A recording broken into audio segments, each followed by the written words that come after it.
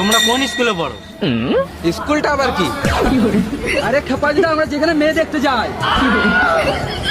ও, school বলবে তবে তো বুঝবো। স্কুলে পড়াশোনা করলে আমরা বাল বুঝবো।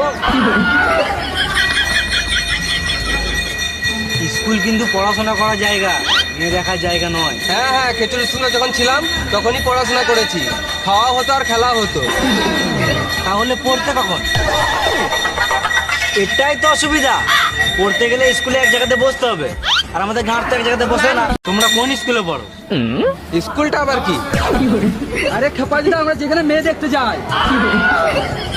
ও, স্কুল বলবে তবে তো বুঝবো।